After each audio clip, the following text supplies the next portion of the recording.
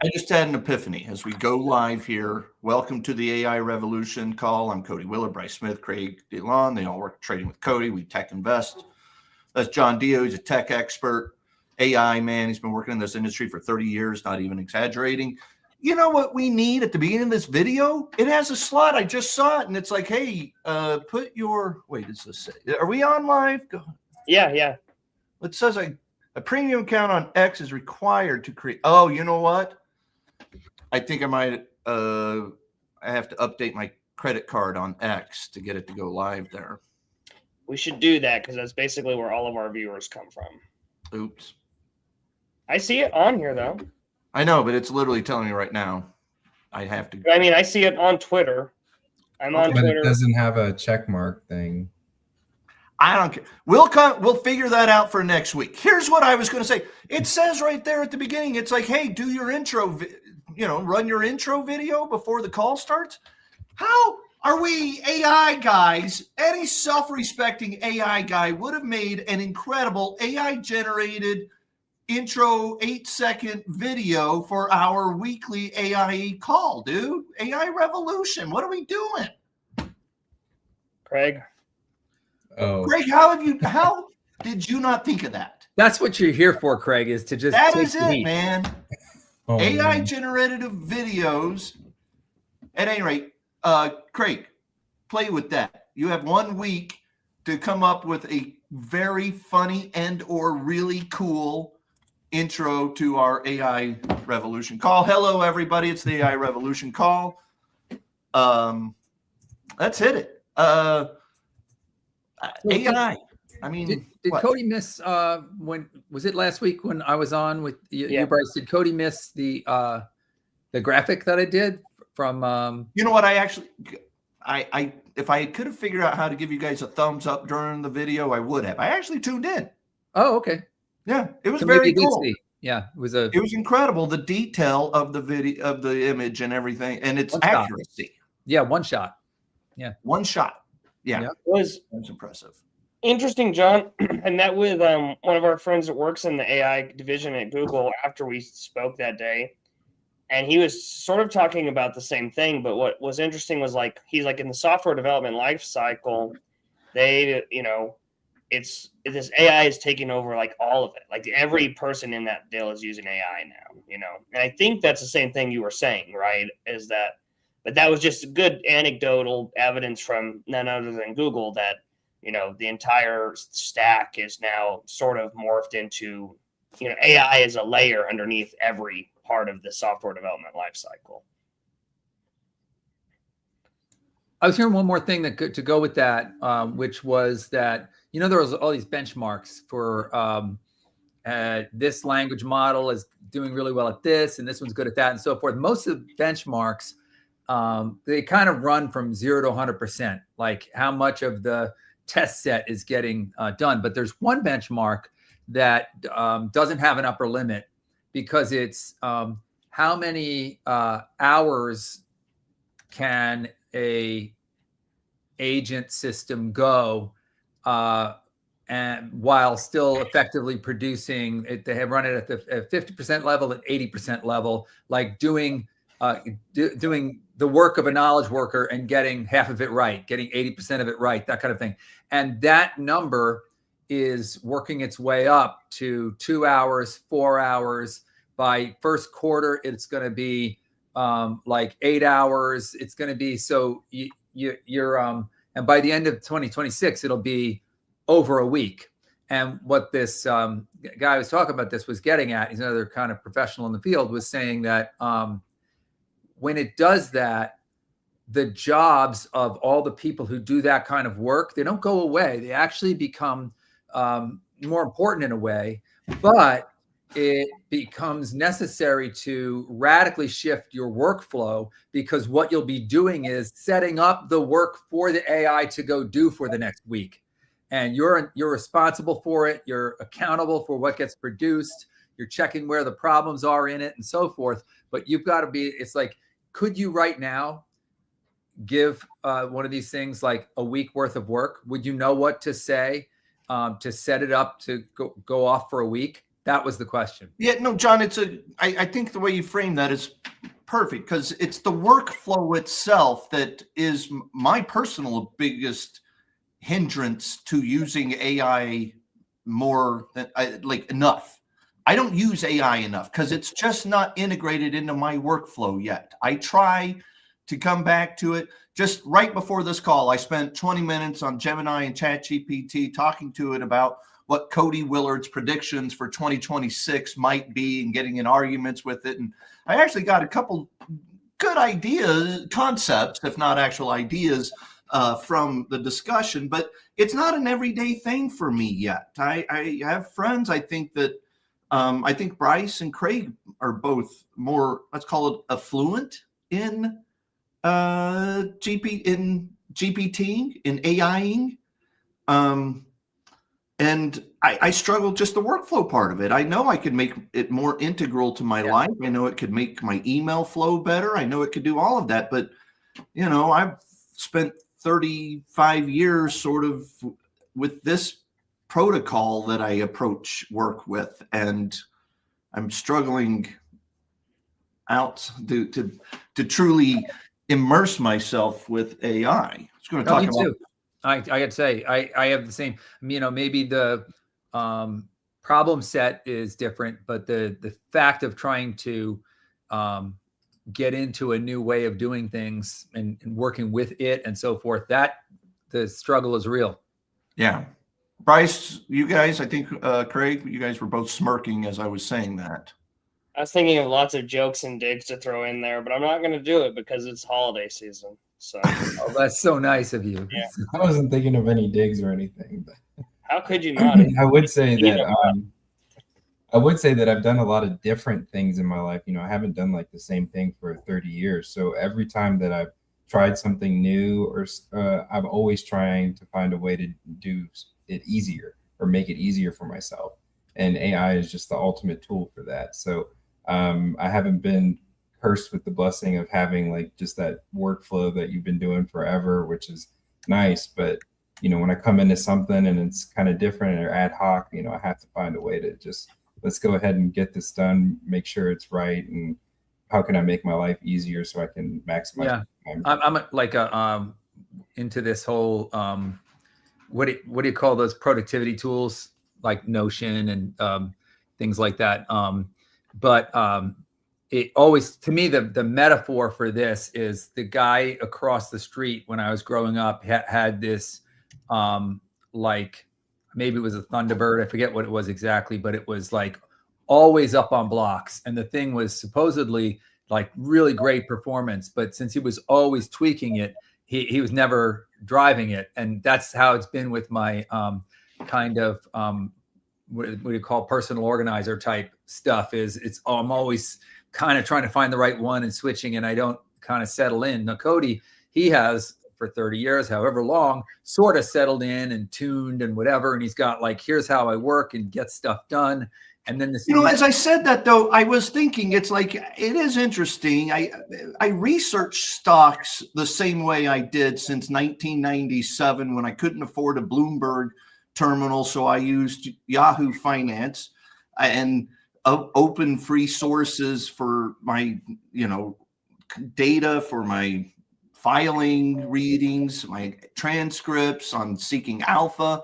I've been doing that for 20 something years, essentially. And that's my approach to it. But I have had other jobs, right? I mean, I did the TV gig thing for 2.5 years, and that flow was very different. And frankly, I think it's one of the reasons I probably didn't like doing that job very much was I struggled to sort of get into the flow of that job instead of like my brain likes to think about revolutionary technology trends and how to invest in them, not necessarily how to build my followers and my brand on Twitter and TV.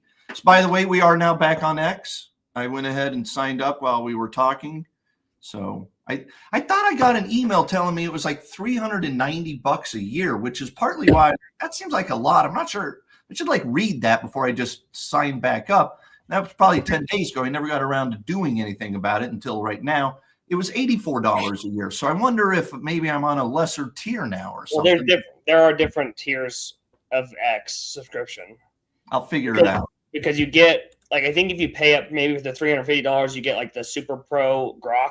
I think that's exactly what I was about to say. I think I probably paid so that I could play with Super Groq.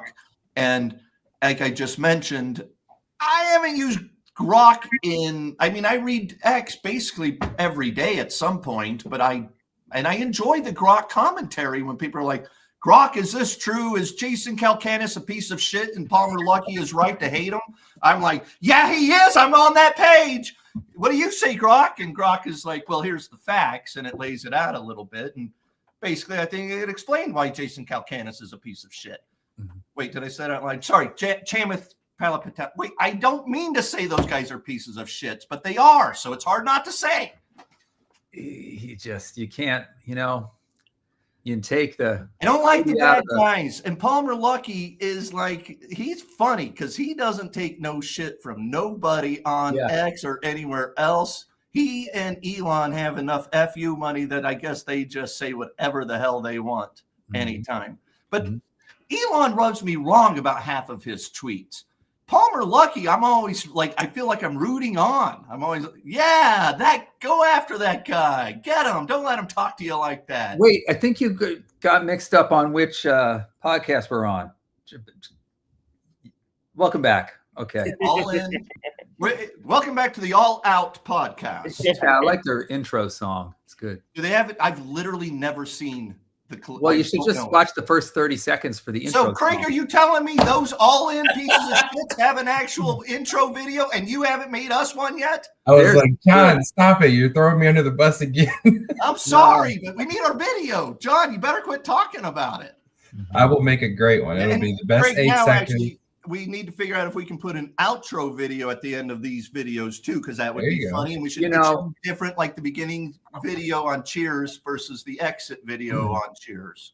Craig, have you gone onto Suno? No, I have not. Get us a little bit of theme music by with a little bit of jingle to it, and have it say something about Cody, and that'll be the intro music. Okay. Yeah. And I'm assuming Suno is where you go to like make AI music and stuff like that. Yeah, suno.com. Got it. That's one of them. There's a couple of them, but yeah. Well, I like to get creative. Have like reserve time for like paid promotions. Like, this episode is brought to you by Whataburger. I love Whataburger. Okay, just to make it fair, like it's not just Suno. Their competitor is Udio, YDIO. YDIO. Yeah, Udio or Suno. Speaking of product placements, okay. I'd like to add a display. These are I would like to. We got them in. Yep. Bryce, well, I got mine. Bryce got his. Craig, apparently they did not have the large. Like we had frame size 2 or standard, I think, and you went with the bigger frame size, and you got an email today saying, "Sorry, you'll get it someday."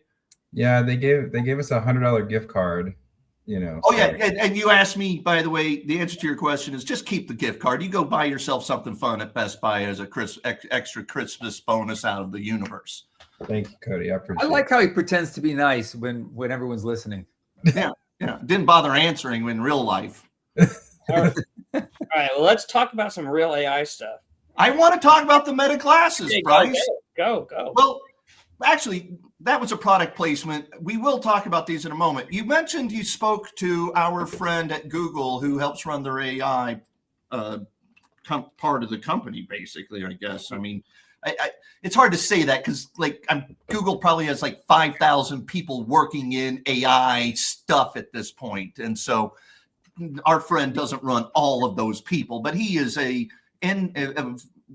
very established, long-time Silicon Valley Mag 7 rock and roll star. Bryce, can you just tell us what you actually did tell me, but if you'll tell the crowd here, what are the main 2 or 3 takeaways, insights you had from talking to Daniel about the AI revolution the other day? Yeah, I think the first one is just that he said, they had Gemini 3 months before it was released to the public, or weeks at minimum. And I think depending on where you were within the organization, but he said, everybody knew it was going to be good, and then it, turned out to be really good. And he said that, just it's incredible how the morale and the spirit of the employees at Google has changed now that Google's back on top. Stock price being at 300 also helps with that, I'm sure. Many of them own the stock. So, but that's just come on. Anybody working on AI at Google has some options, right? Yeah. And so he was just like, hey, we're excited. We feel like we're doing well. Momentum is strong, and so that was just an anecdote. I thought that was cool. In terms of the technology, we talked a lot about infrastructure. What he's doing now is getting the data. If I understand him correctly, the data to get onto the hardware is a significant problem for training, and so you have to figure out like software. You have to use software to get the data manageable so that it can fit on the chips and be useful somehow for training purposes. And I guess that's quite a problem that they're working through. I thought that was interesting. We hear a lot about like this data, that there's not enough data out there.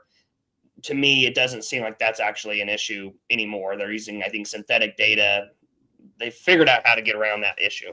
My other big takeaway, we talked a lot about like networking and the interconnect, and Google, I think, and this is all, everything that we talk about is all very public stuff, but like they are using optical networks to connect their chips and the racks. And I think Google has a proprietary system they've created to do so with TPUs. If you're in the Nvidia world, like everybody that's not Google, you're using Ethernet or Nvidia's proprietary NVLink and InfiniBand. But it does seem that there is a lot of momentum in the optics space.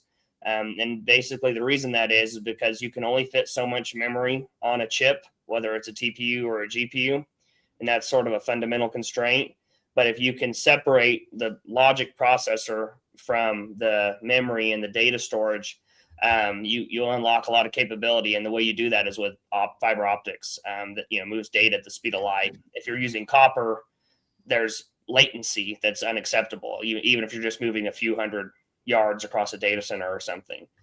So I think this training has moved beyond just building a really good chip to building a really good system. And part of the system integration is going to be using fiber optics, I think. Well, that's part of it. But on the same issue about like lining up the next set of data that doesn't fit on the chip but needs to be like pipelined onto it as fast as possible is kind of why Nvidia just didn't buy Groq. That's, I wonder if you guys have. Just to let's hit on that headline. So actually people that don't sit around on Christmas holiday weekend reading headlines about technology news might not know. Nvidia took $20 billion of their giant cash stack and gave it to a company that's a startup semiconductor. They actually sell semiconductors, not just design, but they design their semiconductors. And it was a slightly different architectural platform approach than the Nvidia way. And my dad, or Brett's dad, Brett's grandfather asked me, Bryce's grandfather, asked me on Christmas Day, when that news hit, he was like, I was just telling Bryce about it, and he heard us talking. He said, is that Nvidia taking out a competitor or buying it for a technology? I was like, yes. A little bit of both. Little bit of both. Takes out potential competitor and leapfrogs them with some technology. Gives them access to some leapfrogging technology, mm-hmm. I should say. And it's not exclusive, right, Bryce? That's what the headline screams. Right. Although it's a total end run around antitrust law. So they basically hire all of the employees except for like one guy that's going to run the shell company, and then they do a non-exclusive licensing agreement for the technology. And that's, they pay $20 billion to not own the company. Right. And to have a non-exclusive license, but they don't say how they're not giving everybody like favored nations pricing. So, Nvidia is like going to be like, yeah, we'll pay you guys $10 million for this on a ongoing monthly basis. And anyone else, it's $1 billion. Right. I do think that they have like a Neo Cloud service that the company is going to continue to run. So you can go on Groq.com right now and ask questions like you can ChatGPT. That's still going to happen outside of Nvidia, but other than that, most of them. And let's clarify this: this is not the X, Twitter, Elon Grok with a K. This is a chip company, Grok with a Q. Which was around first. John, what does the term Grok come from? I bet our boys don't know. It actually comes from the dictionary, but its first place that I know of it being used was in Star Trek back in the 1965 or so. But to grok is to deeply understand something. I did not think it was Star Trek. I knew it had somewhere in science fiction. That's why I threw it over to you and acted like I knew the answer, but the boys wouldn't. I was trying to get you to give me the Well, answer. they had all the buttons back in the day. You go to the convention, would say, I grok Spock. So okay. Anyway, John, let's clarify. You've been to a Star Trek convention? I was 14 years old and I met William Shatner. And I did. Yeah. So if I were any younger, I might be embarrassed, but at this point, I'll just say it proudly.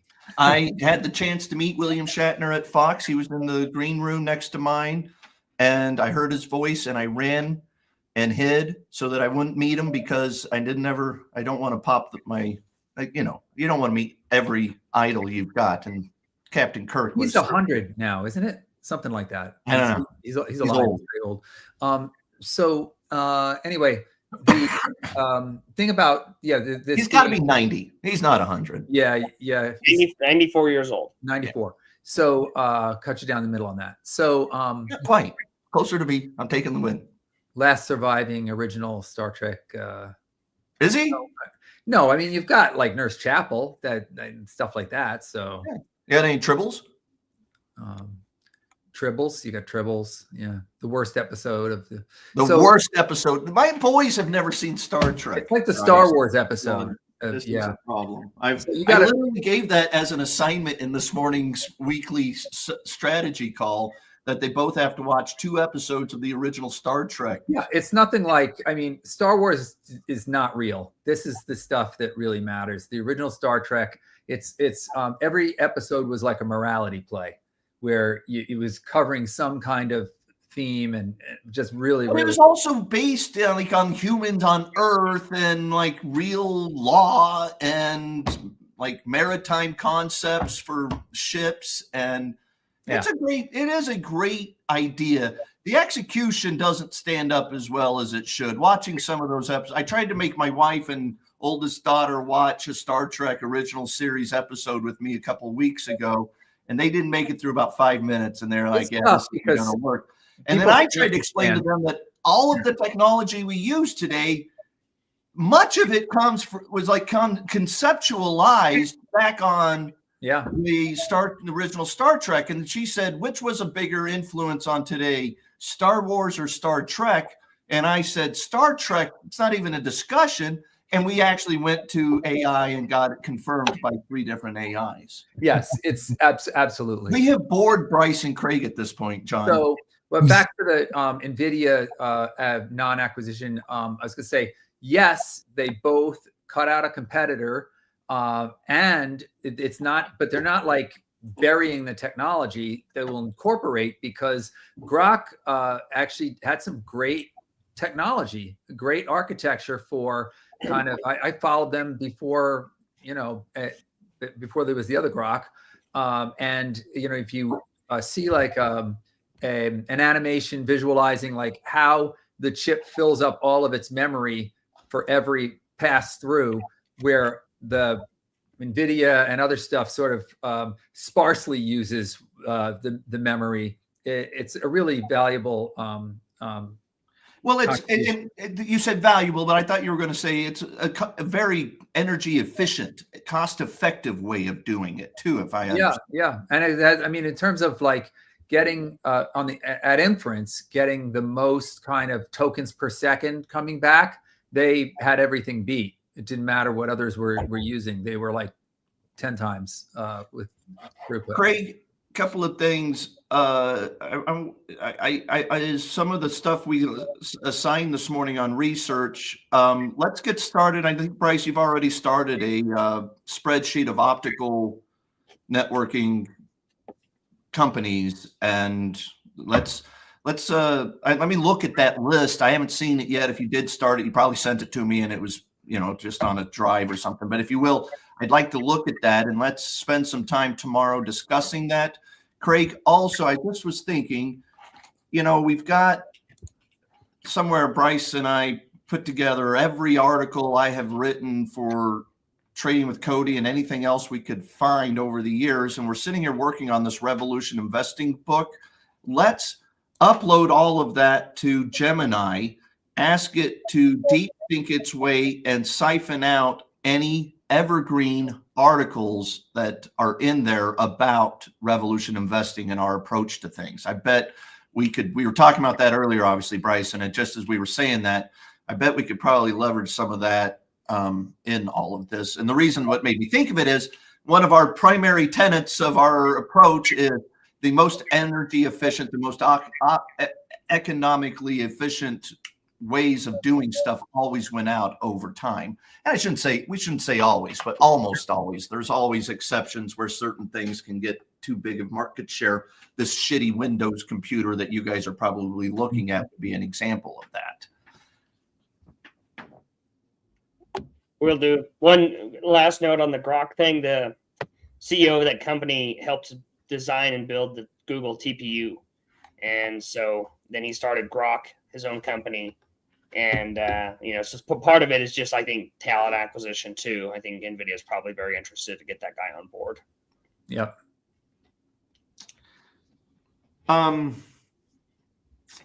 Intel, it just is such an afterthought at this point. Like, yeah, I don't know why I even said it out loud. It just made me think. It's like Grok is worth $20 billion, and Intel, it's doubled it, but recently it was like worth $80 or $90 billion. Like, yeah. Grok has probably not even $1 billion in annualized revenue yet. It's the right kind of processor for today's scaling stuff. Yeah, Google says Grok has an estimated 500 million in revenue, up from 90 million last year. So that is some growth right there. Yeah. So 40 times revenue. Yeah. Hell, that sounds free with that kind of growth. Nvidia bought well. They didn't buy them though, so Well, right. Okay. Nvidia burned cash well. It's kind of interesting though. Like, what happens to the people? I didn't hear they took all the employees. I heard they took the executives, and like the one they care about for designing it or whatever. So, what happens if you're an employee at Groq or one of these other ones that gets sort of left behind into the company that didn't get acquired? So the normal kinds of stuff doesn't happen with the transaction, and they don't get, like, do they just not get the payout they were there for? I thought one of the deal points was that all the employees that had stock would get to cash out at 20 billion valuation. Okay. Again, somehow not part of an acquisition. Yeah, somehow liquidity event, but not actual exit. Yeah. Like, the answer to your question, John, is I don't know that anybody really knows yet, because I think this is a new. There's some very high paid corporate attorneys somewhere who was like, "Hey, here's a workaround nobody's done yet. Here's a loophole we can try to exploit." It's been done at least 4 times recently. Microsoft recently. That's what I'm saying. Recently, but up until a year ago, 3 years ago at most, this, like, when Microsoft went to go buy a company, it bought the fucking company. Nowadays, they're like, "Yeah, we're not buying the company. Nothing to see here. We own everything." This is us not buying the company. This is us not buying the company. This is us giving all of the owners of this company lots and lots of capital, and we're hiring all the people that work here, not buying it though. Nothing to see. Mm-hmm. I want to shift topics a little bit here, but when I was preparing, we're publishing an article with our top 5 predictions. And I just asked the AIs what their predictions were for 2026, not what it thought mine would be. And all of them talked about energy a lot, energy constraints and all that stuff. And I think there's some truth to that. I'm not making light of it. But it's funny to me in the market that there's like all this talk about AI bubble, AI doesn't work, it's not productive, it's not helping, not benefiting the economy. But there's like nobody is out there being like, oh, copper is in a bubble, or no, energy is a bubble, or silver's got nowhere to go up because it's a store of value and there's AI something needs usage. Yeah. Both of those things can't be true at the same time. Yeah, Bryce, it's funny you say that because I think actually both of them could be untrue at the same time. AI is not in a bubble, but energy and copper are. Yeah. That's literally what I wrote here. I'm on number 9. I'm going to either have to I'm the boss, so I can do Cody's top 10 and you guys can do your top 5, or I'll have to work with Bryce and Craig and get it whittled down at least to 6. Maybe I'll give myself a bonus one. At any rate, I'm on number 9, and it is no, that was the one I just typed while you guys were talking. Number 8, electricity prices don't go up. That's one of my predictions for next year. All of the AIs would disagree with you. Every one of them was so convinced that was like the number one. Well, they care. The AI is like, I need that electricity. Exactly. It's existential for the. No, you know what's funny though, Bryce? This is as you're saying that, my first instinct always is I love it when nobody agrees with me. You've seen it. I'll go into a value investment conference and pitch Tesla and literally get laughed out of the room. And it's I'm more confident that moment than I would be if anybody patted me on the back and was like, hey, that's pretty smart, Cody. I don't want that ever. I want everybody to think I'm an idiot all the time and then just end up being right. You got it. Hopefully. Yeah, thanks, John. That I got it that I'm right, or that everybody thinks I'm an idiot. Oh, no, I don't. No.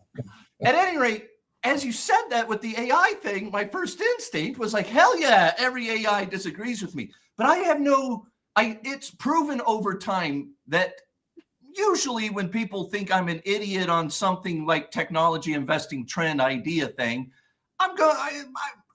it works out for me more than it doesn't. I have no idea. AI might know better than me. It's going to be interesting. You know what I'm going to do? Craig, make a note, please. When we finish our top 5 prediction stuff, we need to run them back through the AI and ask it to digest it, look at it upside down, tell us where we're wrong, and even get some arguments with it. But more importantly, let's look back next year at this time and actually do a review of our top 5 predictions when we give our next predictions for next year. Right. Bryce, on that note, Craig, on that note, I've done some top 5 predictions for the next year stuff in the past over the last 10 to 15 years on Trading with Cody.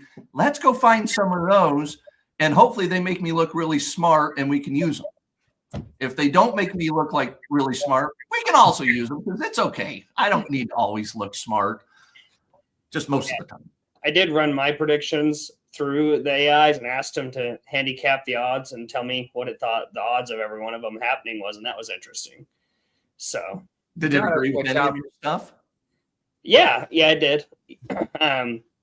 I'll save it because it's our work that's coming out. So. But you got to watch out for the sycophant problem. So you instead ask it, don't tell it what your answer is, just have it give you its answer and then go make the comparison. Well, it didn't agree with all my predictions. It's, some of them it said were definitely long shots, 10, 20% chance of happening maybe. Mm-hmm. Some 80, 90s. Johnny, would you like to do your top 5 predictions for 2026 so we could include it in our article this week for our subscribers? Because you're the only guy who actually does AI shit, and we would love to have you contribute.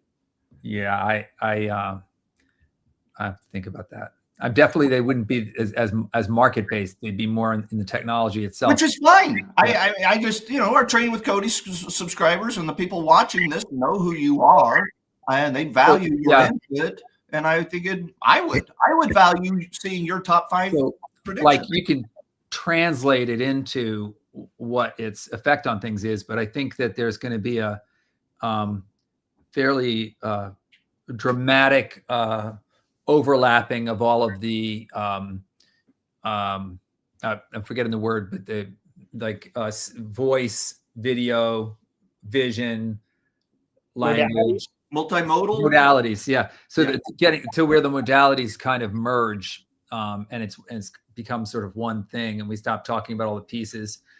That's going to be, I think, a big direction. That actually is a good segue to these. There you go. I have found the new Meta display glasses and the band with which I control it. You can also control it on here, but you can control it on here. I actually need to turn it on. To be fascinating. I quite like them. I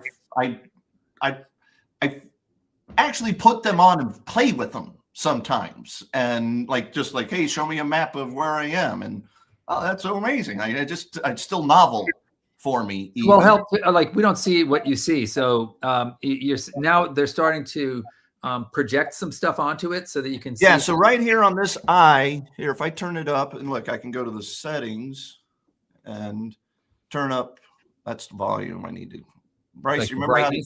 Yeah, I can turn up the brightness, and you can actually start to see it a little bit here. Let me get to the setting. And although it might look tiny to us, when your eye's super close to it, yeah, no, it looks pretty amazing. There's brightness.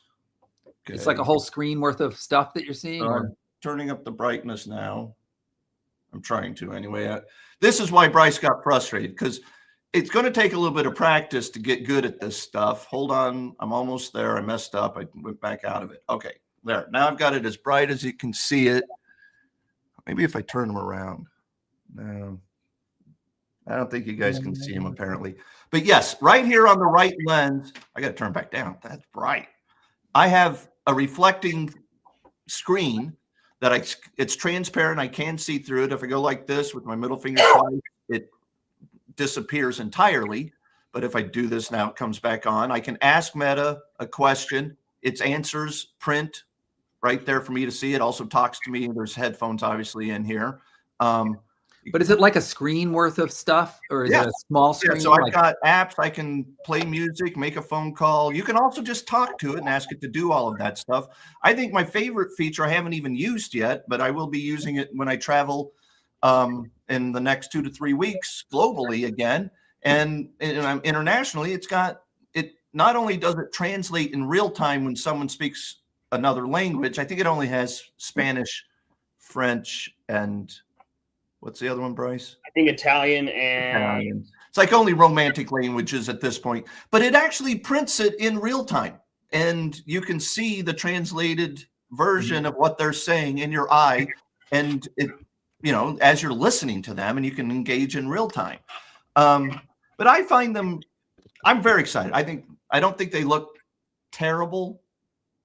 I wouldn't say wow, I look handsome in these things, but they're all right. Bryce says they don't look good on his face. And, we have different face shapes, so I can see that. They need different form factors and things to come out. But I think more importantly, it is the beginning of it all. Like, this is the worst it's ever going to be. This is, you remember Google Glass? I actually have a pair of those from 10, maybe 12 years ago at this point. Yeah. And this is the next iteration of that. It took another company and 10 years before someone tried it again. But I think this is all about where Meta's trying to go. They're not trying to turn this into $1 trillion. Version 3 of Meta glasses with the display are not going to be $1 trillion business. But they are a step along the way to getting to AR, augmented reality, and virtual reality platform that will be worth $1 trillion. So, I think if I were giving it a rating of 1 to 100, I'm calling it like an 84 right now. I think they're really cool, not truly absolutely mind-blowing like the first time you played with an iPhone, but mind-blowing. Bryce, what are you, like a 40? 12? No, I don't hate him that much. He threatened to kick them and break them. I was like, no, I didn't. Yeah, I struggle with the look when I wear them, and that's the main issue for me. And then I've had trouble getting the wristband to work consistently. And that's sort of been my two big. Do you not have them with you? No, they're in my truck, I think. Is your truck outside? Mm-hmm. Would you go get them so we can see just how bad you look, and then we can all make mock No. it? It would be hilarious. Is it Linux based? I'm going to guess yes. It's its own operating system, right, Bryce? Yeah.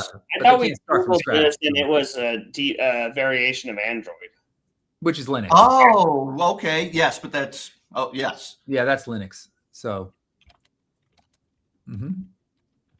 yeah, they can't start from scratch on that, but it gives them.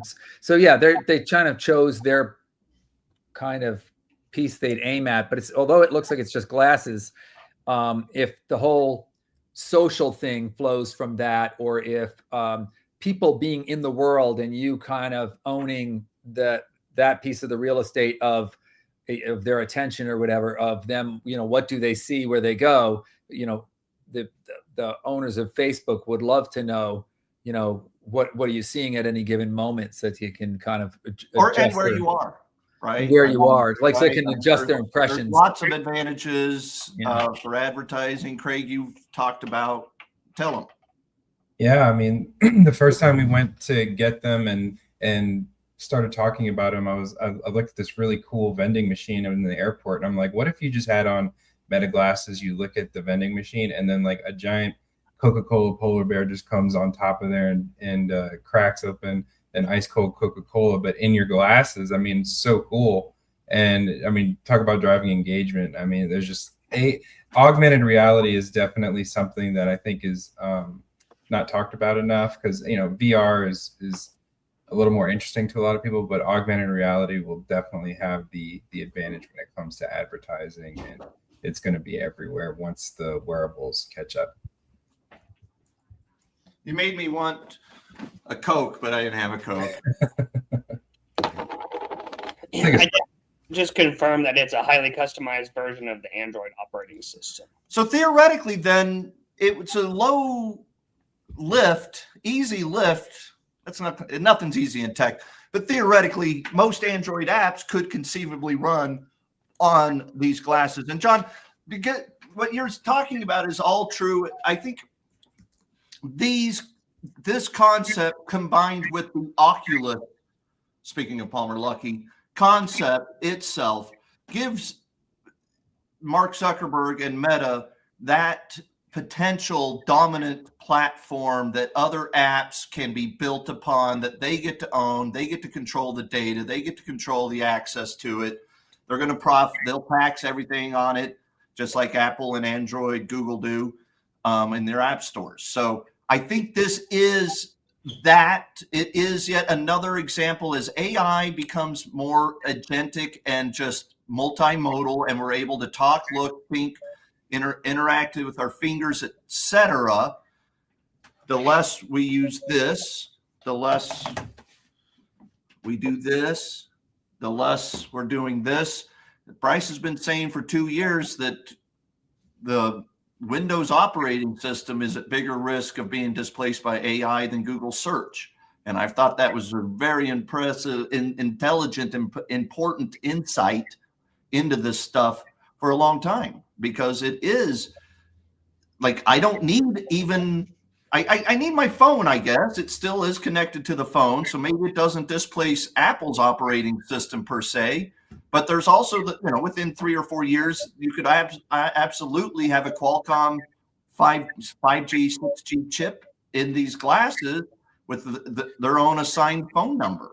Who the hell needs even a phone number? You could have your own SIM card in there, phone number or not, have all your WhatsApp and everything else in there. It's its own operating system. It's its own platform. It's its own way of engaging apps, all the different things you want to do, services, advertising, you name it. So, again, kind of a competitive metric, and maybe it needs a new variation, is this like share of attention. What, when everything was done on the phone or the laptop or something like that, you'd be like, well, what slice of attention is TikTok getting, is Twitter getting, is YouTube getting, and so forth. But now the Meta introduces like a new surface for the attention to happen on. And they extend out where can attention occur and introduce a whole bunch of new, attention opportunities through that. Yeah, John, I as you're asking the question, I had an epiphany. I like this one. Bryce, Craig, write this down, please. This is going in my predictions somehow, and it's certainly in the book. That, attention span's not finite. Attention span is darn near infinite. We used to just sit there and watch one monitor in our living room, or we used to just listen to a radio program. Before that, we just read a piece of paper. Then we started listening to a device, and that was our attention. And now, how many people are sitting there with a podcast in one ear, a TV playing movies on the TV, reading their phone, answering a text message, looking at a map on their iDevice? Like there's not a finite amount of attention. There's 8 billion people 24 hours a day that could consume probably 5x what they currently attend to. So take that a step further. So if that's true, then it's not a zero-sum game, or it's not a zero-sum game. That's my point. Mm-hmm. There's a world where Netflix, TikTok, Meta, Facebook, Google, the AI revolution calls, YouTube, cable TV, movie theaters. Yeah. So the one kind of thing was like, where is that attention happening? Like, what surface is it on? What plane on? Another is, what's it being expended on? Is it videos? Is it people writing programs and doing stuff? Is it some other kind of streaming? So like all those different options. And so to bring up the friends of yours, OpenAI, and the fact that they're sort of also seeing this as, we're not just in the business of coming out with some language model. We want to play in all these areas. They talk about input devices and everything. So the latest thing I'm hearing is, OpenAI's big competitor might turn out to be like Apple. As Apple really gears up their Google partnership, and all of the ways in which they have the ability to kind of be in front of people with their stuff, and then to make not just AI happen on those, but all of the modalities, all of the kind of lifestyle things that happen with AI. Maybe they're better at it. That once they get into it, yes, they were slow out of the gate, but maybe once they get going, they're better than like an OpenAI at what's the set of ways to get that experience to happen for the person. That's exactly what we're saying. I think that's a very well put explanation of what we're trying to picture here, is that there's a lot of value to existing data and existing portals, platforms and portals, your portal to AI, your portal to the internet, your portal to content. And those established portals have lock-in and switching costs that are inherent in them that will make it next to impossible for startups to truly displace them. Mm-hmm. Not impossible, but next to impossible. If I were still on TV, I could totally get away with, like, I look like a TV personality with these glasses. They are a little like, I can see what you're saying, Bryce. They're almost like, it's almost like I put these on and it symbolizes that I want people to look at me. Look at me, I'm the cool glasses guy. Where the other ones, they're up to my house. The other Ray-Ban version 2 Meta glasses just looked like you wouldn't even know. Like they're just normal glasses. These are a little bit more attention-seeky. Well, but they needed to, because when they went to 3, is 3, right? Yeah. It's doing the projecting. That wasn't happening on the previous one. Now, even that one, 2, now 3, another thing it does besides giving you a thing you can read is it sees what you see, right? So you can ask it questions about what you're looking at. 2 did that also. 2 had glass. That's what I said. Yeah. So the thing that was there for 2 and continues to be there for 3 is the other thing that's aspect. better about it with 3 is it literally puts out what it's saying. So like if it's talking too fast, you can sort of read it and go back and scroll down. But now you can combine those capabilities, the thing that was there with 2 and the thing that introduced with 3, and do stuff like, can you get overlays? I don't know if it probably doesn't do that, because overlay would be like more like what the VR stuff. It's the AR aspect of Apple VR. Yeah, no, it's not doing that yet. I know what an overlay is. It's not doing you move that and it stays, because I love this thing. But that's what I'm saying. The Oculus does that. That clearly is. By the way, Bryce, is it the same operating system for the Meta displays as there is in the Oculus? Yeah. Oh, I don't know about that. I don't think so. That's a different option. Sure, that's a form of Linux, but I mean, even it might even be a version of Android that's different. It might not be either Linux or Android. It might be something. It's Palmer Luckey. What did he design it on? I'm saying Palmer Luckey probably was on Linux, and Anduril itself is probably on Linux, because it's when you want to go and make your own version of an existing operating system, you can't do it with Apple, you can't do it with Microsoft, and you darn well can't start from scratch. So Google says it's the same core OS. Okay. Yeah, and I mean, if you're looking to get developers on your platform, you want to use a OS that's somewhat familiar, right? Well, I don't think done a good job of that. There are there's probably a couple 300 apps in the Oculus store, I would guess, at this point. I haven't played with the Oculus in a little while. I probably ought to borrow my daughter's Oculus. And it's called Quest for the record. Oh, it's not called Oculus? No, they switched to Quest in like 2 or 3 years ago. But now it's the Oculus Quest. Is that just that version of it? Nope. All of them. It's like Quest 1, Quest 5. Like Quest 3, like Meta Quest 3, Meta Quest 2, 3.0 Pro. Yeah. Hey, Cody, I mentioned a while back, there was still Facebook at the time, I think, that I was into this whole gesture input stuff, and I was searching all around what could I get, and I had the glove, and you could point at things and do things like this. And one of the ones out there was called I think it was called the Mio, and I was just looking into getting it and found out it got acquired by Facebook, and they acquired it to shut it down and kill it. Well, not totally kill it, because this many years later, that thing on your wrist is that technology. Get out of here. Yeah. They reobserved. Wow. See, that Zuckerberg had a plan 10 years ago when you thought he was just shutting it down. He actually had a vision he was skating to. It just wasn't ready yet. Yep. I just Googled that. It says that the technology is surface electromyography, SEMG, which translates nervous system electrical signals into digital commands. Does it mention the Mio? I think it was called, which was, so there was a device that was separately sold, not owned by Facebook, and it got acquired, and it was worn a little higher up, like here, and it did the same thing. It picks up your signal so that you don't even have to barely move. You know, I think, Bryce, I think these also are probably better for content creators, like influencers. If you're an influencer, these would be pretty amazing to constantly be streaming, sending pictures. You can add pictures straight to your stories. You can live stream straight to your stories. You can do your Instagram reels. You can do all of that creation from these glasses. And I don't do any of that. So a little bit of this stuff is lost.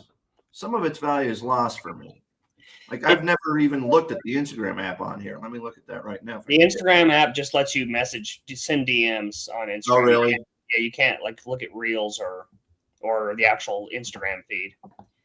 John, it's saying that the Meta neural band came from technology from a company called Control Labs, like CTRL. Yeah, go to Myo, and you can still find the wearable. Myo is a gesture control armband. It was probably from. Okay, so it's saying Meta acquired. So here it is. Before the acquisition of Control Labs, the most famous consumer neural wristband was the Myo band. Meta eventually acquired the patents for Myo through technology that Control Labs developed. So I do think it ties back to that Myo. Yeah. Yeah. We may be talking about this again. Meta just bought out Limitless, which is a pendant company, and they shut that down. So you never know. I mean, yeah, they made like these pendants, like a wearable AI device. Mhm. Yeah, and they stopped selling them, but I'm assuming that maybe there's some technology in there that they will incorporate in the future in another iteration of some type of wearable. So I'm excited to see, what the next thing coming is. Cody, you met the guy who was the officiant at my wedding. I haven't been in touch with him for a long time, but he was a doctor. He talked about this back in '96 about pager jewelry. That was it's like you're going to have jewelry that is like functional, and here we are years later, and You know what? This is really annoying. I don't know what happened to my display. Can't see anything now. You turn the brightness down too far? No, it's just not on. It's out a second ago. And also, I do absolutely love my version 2 Meta glasses. Yeah, you do. I wear them all the time. I love them when I ride horses, especially if we're on the ranch, because it's all hands-free, phone calls, texting, Googling, listening to music. And so you can imagine your horseback. It's not that easy to get your phone out of your pocket. And so really, really nice. And then taking, I have tons of cool videos and stuff. Photos. You heard of a Bluetooth earbuds as well? You heard of those? Yeah, but that's not practical. I mean, you have the problem. What I don't like is you still want to hear what's happening around you, and if somebody's yelling at you, or if you're working in construction and things, my granddad never let us listen to music because he started our construction business because it's not safe. You need to be able to hear somebody yelling at you if there's something coming towards you or if you're in the way. Yeah. And so with the Meta glasses, you can have music going and still hear what's happening around you. So it is it's a lot different than just having earbuds in. Same thing with restaurants too. You have to be aware. So I mean, that's another avenue. Well, and also just you take pictures of the helicopters over your head and stuff while you're gathering cattle, and you wouldn't do that with Bluetooth earbuds. Right. Yeah, that's a big one. Does it remember if is it videoing everything you're looking at? It would if I asked it to. Yeah. In little clips. Yeah. Yeah, it can record. It runs. You can set it up to 3 minutes. 3-minute videos. Okay. Yeah. It's interesting. Yeah. So I got Applaud for Christmas here. This is Applaud. What is that? Applaud is a voice recorder that when you got a meeting going or whatever, at the end of the meeting you stop it and then it makes the recording and then it does the transcript and the summary and the kind of analysis and bullet points and to-dos, and basically it tears apart and puts back together your meeting. That's interesting. Sort of like Google Gemini, we use it to record all of our meetings now, with their digital, but that would help you with the physical meetings, I suppose. Yeah. And you could also hold it up to, you can attach it to the back of the phone and then, you're on a call, whatever, you're getting a recording of that as well. Not if you're got the Bluetooth in, but it'll at least do that. Yeah. It's just this little, it's hard to get out. It's in this little, leather case, but it's this super little device, just basically like a credit card. Sick. I have a question. So we were talking about predictions earlier. So what do we predict the next iteration of the Meta glasses are going to be? What do we think is the next, towards the end of the year, if they release another one, what do we think? The look will be back toward 2 because they don't do this on purpose. Mm-hmm. They want it to look like normal glasses. But what else would it be capable of? I don't know. Anyway, this is the thing. Sick. Wow. It's that. Yeah. My opinion is that at some point they'll make it both eyes, or at least have the option to have both eyes, screen in both eyes, larger screen, more clarity, and then have, it'll just be the same as computers where they'll get smaller, more powerful, more battery life, right? You keep iterating and make different form factors. As the compute itself becomes more powerful, then it enables more apps to be built on it. Faster, more responsive. Mm-hmm. I think Yeah. that's going to be the big thing whenever you can just scroll on Instagram, watch reels, and, just as you're walking down the street without having to look at your phone.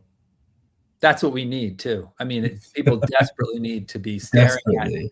at Instagram and TikTok more than they currently do. Zuckerberg needs it. Yeah. Yeah, and then eventually, I don't think it's the next one, but say within 5 years, 3 to 5 years, optimistically speaking, you'll literally just be like, "Hey, Meta, go dark. I want to go virtual reality mode." Ooh, it actually thought I was talking to it, and everything it just shut it down, and you're not going to see. Or you'll go, "Hey, go complete AR mode and augment everything with my Disney robot stuff." Yeah. And it'll do that. But I think you'll have that one's a lower bar to be able to at some point have it basically shut down.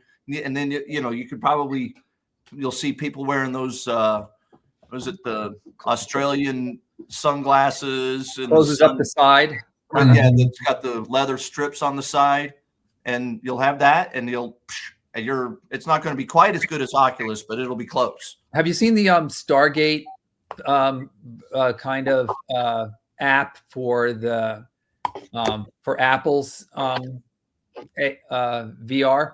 So yeah, I just saw like a video of it. So the guy puts the stuff on, and he's in like his regular room, and he just sees his room, and then he sees this big device that taller than him, and he looks around the corner from it, and he can see like off into another world, and then he goes walking out of his bedroom into that other world, and he's just there. And it lets you, if you look down, and he does it in the outdoors in a different one where he's got lots of open field to work with. And if you look down, he wearing the Vision Pro? Yeah, and he can see the grass. So it's like slightly letting the regular world show through just enough so that he's not like tripping over something.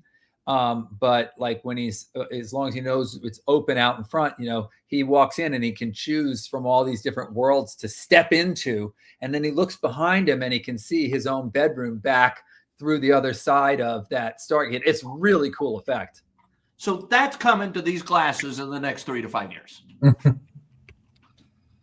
All right, last words, boys, ladies and gentlemen.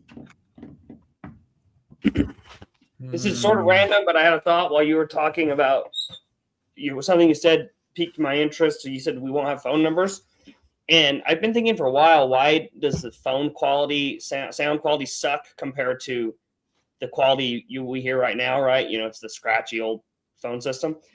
And so I asked AI, and it's like, yeah, the PSTN, public switching, Cody, whatever this is. And like a lot of, even though we're on voice over IP on our phones, still a lot of it's going to that old infrastructure, and it's optimized for reliability, not when you're talking. You're talking, yes. But I'm like, that's just, as bandwidth gets better and better, and we have more bandwidth and it's ubiquitous, especially with Starlink, that system's going to go away, and we will have all IP-based communication. And I think you probably won't have phone numbers. It will just be based on your identity, whether it's WhatsApp or another app. And you're just going to be like, call Cody Willard, and it will call them on your preferred app over IP channels, not over the public telephone network. Yeah, right. When we're in Abu Dhabi and Dubai, right, we use, in Hong Kong, right, we use WhatsApp. Sometimes only, you can only get sometimes, you never really know why sometimes, but you'll randomly, like your phone, I can't call my wife in the United States. It's like, I just won't go through. And then I'll go to WhatsApp and dial it, and it will work. Or sometimes you can't even do it on there. But yes, I like exactly, Bryce. It's already, how many of the hotels in Abu Dhabi already don't have phone numbers? They only have a WhatsApp number. You cannot, they do not answer the telephone. They answer a WhatsApp phone. Right. So I think there's implications. I never gone that far down that rabbit hole logically, but I don't know if the telecom providers will probably pivot and be okay, but I don't know how much growth there's going to be anyways to Starlink. But the companies that supply the actual infrastructure, the Ericssons and shit of the world that make that actual telephone infrastructure. I mean, that shit's going away. I can't imagine why. Ericsson, the same ones that supply that, supply the 5G equipment too. Gotcha. So but it is, and Bryce, you're right. It's just that, like, it's sort of like the Yellow Pages, like the PSTN, the actual SS7 dial through telecom systems that existed even 15, 20 years ago. They're no one's investing in them anymore. They're not putting in new switches. My parents in rural New Mexico, not rural, but a town of 8,000 people in a mountain town, beautiful resort town, had the same phone number for 40 years. And the other day, apparently, like, the system switched over off of PSTN and they lost their phone number. They can't get it back. I call my parents' house phone now, and it's Peter Lee. This number doesn't exist. That's the only reason the PSTN exists right now, is to play that recording to people. And, like, I'm sure there'll be a way to figure out, like, 911 and those kind of things. Well, right? and so the other thing, though, is my mom had told me over the last several years that her telephone, her landline, was less reliable than her cell phone these days. Really? And she had been pissed because, like, she couldn't, like, people couldn't call her sometimes. She couldn't get a dial tone sometimes. Like, it just didn't work. And so, like, already this, with all of its Wi-Fi, LTE, 5G, and eventually Starlink connectivity, is always going to be a more reliable system than. It's probably got the one like this. I think that's what he's getting.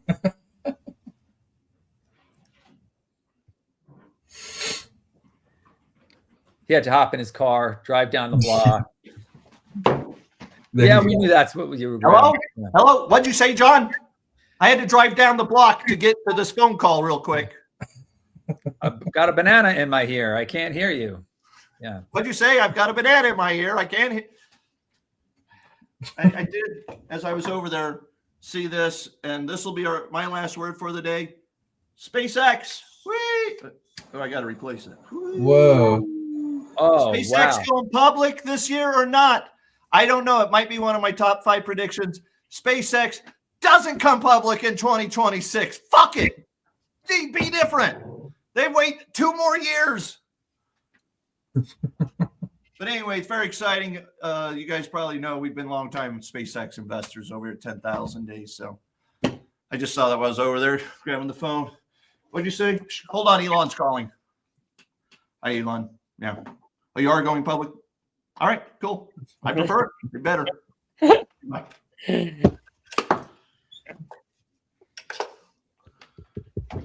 John, Craig. I'll just say I've been waiting for OpenAI to release something like an Alexa or something that they're going to put in their house. They've been talking about it, but Sam Altman recently said, he was more optimistic about getting the IPO done next year than getting the physical thing done. So I'm thinking, I'm going to predict that doesn't come out till probably mid to late 2027. It's an interesting thing that it underscores just how financialized our world is, that it's easier to pull off $1 trillion IPO than it is to pull off a device that goes into people's homes and that you can talk to. When in reality, like, Bryce, we could take that Nvidia compute. Oh, Bryce got me an Nvidia GPU. I didn't know if he got it for you. I wanted to ask you, but yeah, we couldn't get it to work. It's a developer's computer, and we're not developers. So we're going to need to get a little help. We're bringing it to Craig to see because Craig builds computers and 128 stuff. gig. It's so that 128 gig box. We got the cheap one, whatever it is. It's a Jetson Orion Nano, is what it is. Yeah. I know that. So, but exactly that. Like, I would think if we collaborated with John and our friend at Google, I bet within a week we could we'd buy the top end, not the cheap one. Let's get the $8,000 Nvidia Nano, whatever it is, thing. and get DeepSeek on there. And I not guarantee, but I would think within a couple, 3 weeks, we could collaborate collectively and roll out a device that actually is better than Siri and would be just as good as what Sam Altman's trying to roll out. How can it be easier to do a $1 trillion IPO than to build that device in this day and age? You could roll out 10 different you could have this on your desk and have it actually like that would be cool. Like an old-fashioned telephone form factor, and you're like, hey, OpenAI, call my mom, and you're like, hey, mom, what are you doing? Project a video on the wall of the Netflix clip. Yeah, put my face in it. I think they should just use the word chat as the call to the device. Also think that is the cleanest. It's like the movie for like the drop the GPT, it's cleaner, No, I think, Cody, you're right that we could, because it basically, to make it as simple as possible, think of the voice, the interactive voice version of ChatGPT, right? Not the where I can press and record a little bit and then whatever, but the one where you're just talking with it, Take just that capability, just talking. That's it. Stick it in a box, push a button or don't push a button. And literally make it an edge LLM. And when you say doesn't even need Wi-Fi, doesn't need to be connected to the cloud. You want to go cheap, you use it with Wi-Fi, because then you don't have to make it be local. Okay. Even cheaper to go make over it Wi-Fi, make it have to be connected to the cloud. But yes, couldn't we do it? Yeah, you say, hey, chat. You say, hey, chat, and it goes, yeah, I'm here. What do you want? And and it already works. It's just not in a phone or a whatever. It's in the little box. That's what I'm saying. Like the pendant company. How hard could it be? Just do a pendant version of it, do a button version of it, do a flower button version of it, do an American flag button version I understand. of it, do a telephone desk terminal of it, have a spaceship, starship one that you could talk to and lights up. What's the complication? How come we can't just put this stuff on everything? I'm starting a new company. It's going to be called Willard Battery. And all it is going to be battery-operated cool stuff that you talk to. Okay, and I'm going to compete with you and call it anything else. Okay. Last word, Johnny. Last word. So, different topic. AI. So, I haven't really had time to play with this, but I just want to say I really still think that this stuff happening with graphics, like with Google's latest graphics ability there, the Image Pro, whatever, that has the other name of now, a Banana Pro, whatever, is ChatGPT level breakthrough, because you basically you talk about communication, and you were talking about real time, two people talking. I'm talking about like what gets like written down for someone else to read, what you publish, and you can now make a comic strip, a piece of art, an infographic, a slide presentation, all this stuff that you can then kind of talk your way through any corrections on, and it's phenomenal what it can do, since it's getting the text right, since it's reaching into its knowledge in order to produce the stuff. You make little maps of things, whatever. There's so much that can be done that hasn't been done, that I'm just really interested in getting more into it and seeing what could be done there. Amen. Always remember that every single thing in AI is the worst it'll ever be. Sorry. Bryce, did you have a last word? Did we already do it? Craig? Mine was the voice over IP. Oh, his last word went on for, Yeah. Mine was about the OpenAI thing. All right. Well, my last word is pneumonia microscopic silicon mechaniconosis. That is the supercalifragilisticexpialidocious. No, that's a made up word. Pneumonia microscopic silicon mechaniconosis is coal miners. Anti-disestablishmentarianism. That's a good one. That's a real word. What's the orthographic tendency? Do you know that one? This is really kind of drifting off, but that's okay. This is why all the people tune in, is to hear us drift off in etymology. Greg, Yes. Use it for next week. Craig, Opening. Craig, bring me a cigar. I look like that's what I need a cigar. I look a little bit like Merle. Who's Uncle Merle? Uncle Milton. Oh, Milton Berle. I can totally. Oh, I can do it. I need to get my hair like Milton Berle's. My face actually does sort of look like his. Get ready for your impersonation of him. I don't think In that's one, It's not a two, compliment to myself, hang by up. the way. What? I was going to say, right as we hang up, you can start doing your impersonation of him. That's it. Uncle Milty. You guys even know who that is, Bryce? Milton Berle.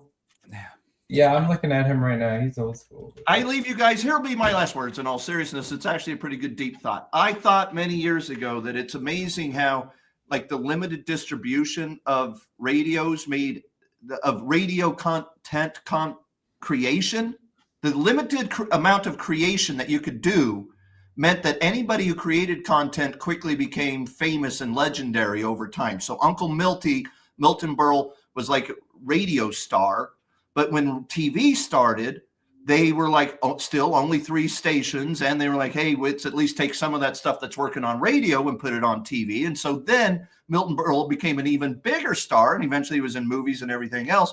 And I thought to myself, even at the time when I got my breakthrough at thestreet.com, when Jim Cramer published my first article, I remember thinking to myself, this is the golden age of the internet content creation.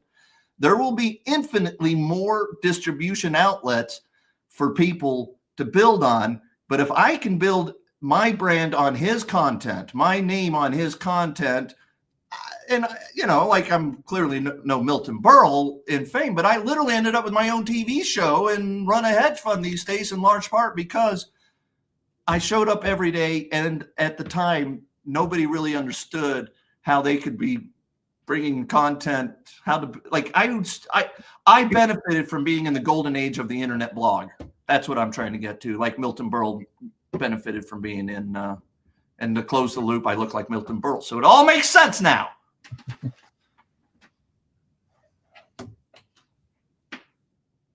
Got it. Thanks. Goodbye. Appreciate you, John. Thanks, Catch you Bryce. later. Thanks, Craig. See you guys. Bye. Peace.